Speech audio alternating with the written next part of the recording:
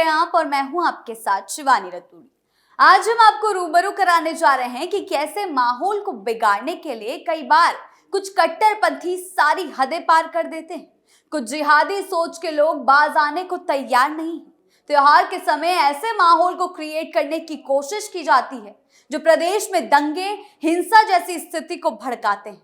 ईद से पहले योगी सरकार ने कई दिशा निर्देश दिए थे ताकि किसी भी तरह की हिंसा पैदा ना हो, लेकिन फिर भी इन लोगों ने माहौल को भड़काने में कोई कसर नहीं छोड़ी। जहां एक तरफ बीच सड़क पर नमाज पढ़ने को लेकर रोक लगाई गई, ऐसे में कुछ लोगों ने इन आदेशों का पालन नहीं किया। उल्टा जब पुलिस ने उन्हें ऐसा करने से रोकने की कोशिश की तो उन्होंने काली पट्टी बांधकर विरोध शुरू कर दिया। वहीं दूसरी तरफ वाराणसी के बाद अब श्रावस्ती में मंदिर के पास मांसाहार रोजा इफ्तार पार्टी करने का मामला सामने आया, जो ये दिखाता है कि कैसे कुछ लोग जानबूझकर दूसरे धर्मों का अपमान करने की और प्रदेश के माहौल में अशांति फैलाने की कोशिश कर रहे हैं। और ये दोनों ही मामले इस वक्त विवाद का केंद्र बन चुके हैं, क्योंकि इसको लेकर राजनीति भी अपने चरम पर पहुंच गई और सीधा सीधा एक चेतावनी दे दी गई है इन कट्टरपंथियों को कि अगर बाज नहीं आए तो बड़ी कार्रवाई के लिए तैयार रहें।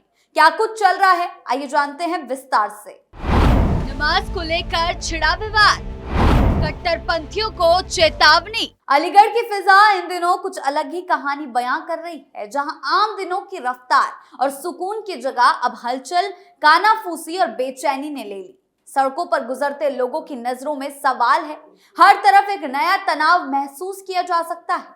मामला भले ही एक जगह से शुरू हुआ हो, लेकिन उसकी गूंज दूर तक सुनाई देने लगी।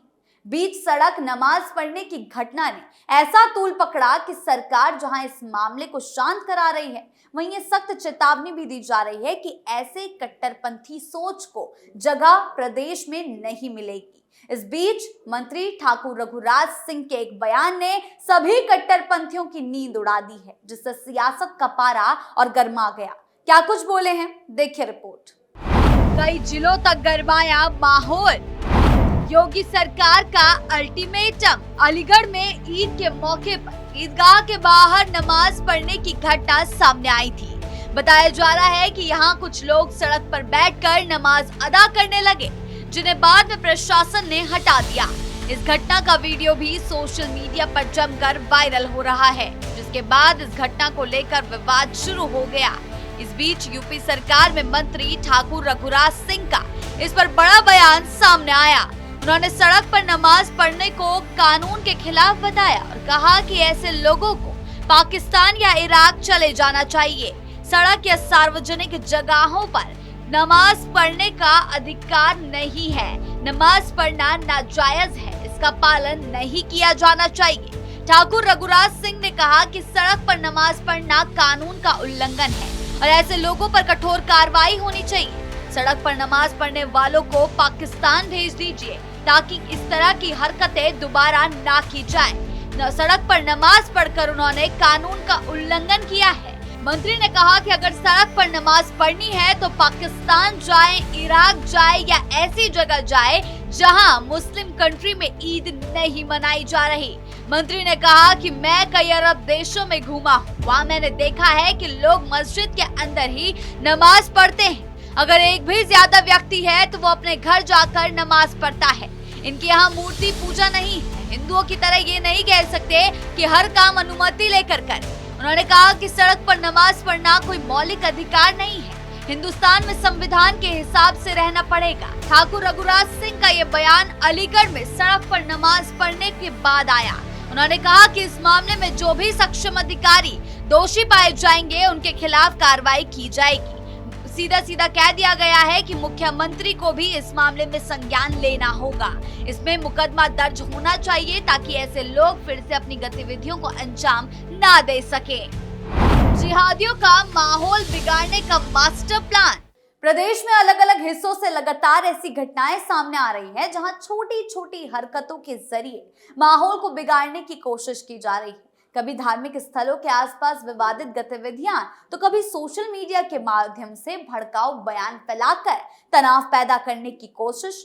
ये सब मिलाकर सामाजिक सौहार्द को प्रभावित कर रहे हैं और दूसरे के धर्मों का अपमान कर रहे हैं। चाहे गंगा में इफ्तार पार्टी करने का मामला हो या फिर मंदिर के पास मांस खाने का आम लोगों को उकसाने की कोशिश, जिससे प्रदेश की शांति खराब हो सके। ऐसे मामलों में योगी सरकार पूरी एक्टिवनेस के साथ काम कर रही है और कार्रवाई की जा रही है, ये साफ देखने को भी मिल रहा है। उपद्रवियों पर एक्शन। यूपी के श्रावस्ती में मंदिर के पास मांसाहार रोजा इफ्तार पार्टी करने का मामला सामने आया। मुस्लिम समुदाय के कुछ लोगों ने यहां इफ्तार पार्टी की, जिसका वीडियो सोशल मीडिया पर वायरल हो गया। मंदिर के पास पंडित शरणानंद महाराज की तहरीर पर और वायरल वीडियो को देखते हुए पुलिस ने कार्रवाई करते हुए जमाल, इरफान, इमरान और जहीर की गिरफ्तारी कर जेल भेज दिया। मांसाहारी भोजन बनाने और उसके अवशेष फेंकने के कारण श्रद्धालुओं की धार्मिक भावनाओं को आहत करने के मामले में इन 4 अभियुक्तों को गिरफ्तार किया गया। इससे पहले वाराणसी में गंगा में नाव पर इफ्तार पार्टी की गई और झूठी हड्डियां पवित्र गंगा जी में फेंकी गई थी। वाराणसी में गंगा में नाव पर सवार होकर इफ्तार पार्टी करने और चिकन बिरयानी खाने के मामले में कोर्ट ने बड़ा फैसला सुनाया है। 14 मुस्लिम आरोपियों को कोर्ट ने 14 दिनों की न्यायिक हिरासत में अभिरक्षा में जेल भेज दिया। अब सभी आरोपी 1 अप्रैल तक जेल में रहेंगे। इस मामले में लगातार सुनवाई होती रहेगी। बताया जा रहा है कि रमजान के दौरान गंगा में नाव पर इफ्तार करते समय चिकन बिरयानी खाने और बची हड्डियों को गंगा में फेंकने का वीडियो सामने आया था, जिसके बाद ये मामला लगातार तूल पकड़ रहा है। यानी एक तरफ मंदिर के पास मांस खाया जा रहा है, वहीं दूसरी तरफ गंगा में हड्डियां फेंकी जा रही है। पुलिस ने कार्रवाई करते हुए वाराणसी के मामले में 14 आरोपियों को गिरफ्तार किया था। कोर्ट ने गंभीर धाराओं को देखते हुए सभी आरोपियों को न्यायिक हिरासत में भेजा। कोर्ट ने ये निर्देश दिया कि सभी आरोपियों की क्रिमिनल हिस्ट्री पेश की जाए, जिसके आधार पर आगे की सुनवाई होगी। सरकार का सख्त संदेश। सरकार बार बार ये साफ कर चुकी है कि प्रदेश में दंगे या हिंसा फैलाने की कोशिश किसी भी हालत में बर्दाश्त नहीं की जाएगी। सरकार का साफ कहना है कि अगर कोई भी व्यक्ति माहौल को बिगाड़ने की कोशिश करेगा, उसके खिलाफ सख्त कार्रवाई की जाएगी। पिछले कुछ समय से ऐसे कई मामलों में पुलिस ने तुरंत कदम उठाते हुए आरोपियों को गिरफ्तार किया, जिससे यह साफ संदेश गया कि कानून तोड़ने वालों को अब बख्शा नहीं जाएगा। हाल के मामलों में भी प्रशासन की सख्ती देखने को मिली। जिन लोगों पर माहौल खराब करने या विवाद खड़ा करने का आरोप लगा, उनके खिलाफ तेजी से कार्रवाई की गई। सरकार का मानना है कि इस तरह की सख्ती से न सिर्फ हालात काबू में रहते हैं, बल्कि आगे भी लोग ऐसी हरकत करने से डरते हैं।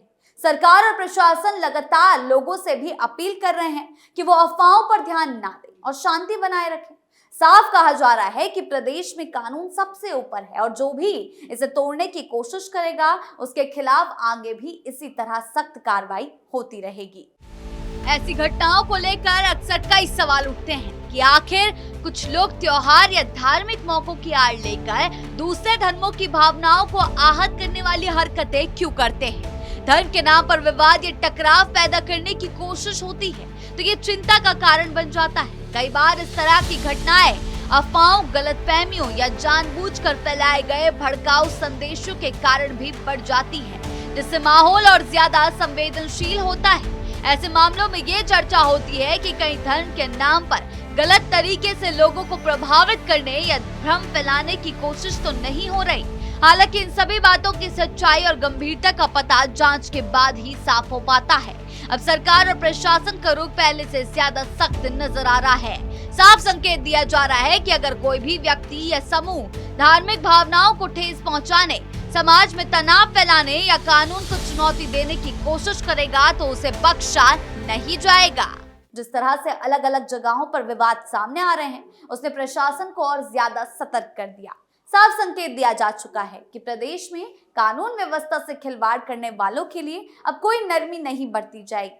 सरकार और प्रशासन दोनों ही ये संदेश देने की कोशिश कर रहे हैं कि त्योहार खुशी, शांति और भाईचारे के लिए होती है, ना कि टकराव और तनाव के लिए। ऐसे में किसी भी तरह की भड़काऊ हरकत, चाहे वो जानबूझकर की गई हो या लापरवाही में, अब सीधे सख्त कार्रवाई की ओर ले जा रही है। लगातार हो रही गिरफ्तारियां, त्वरित कार्रवाई यही दिखाती है कि अब ऐसे मामलों को हल्के में नहीं लिया जा रहा। साफ तौर पर कहा जा रहा है, जो भी प्रदेश की शांति भंग करने की कोशिश करेगा उसके खिलाफ कार्रवाई तय है। आपकी इस बारे में क्या राय है, हमें कमेंट सेक्शन में जरूर बताएं। धन्यवाद।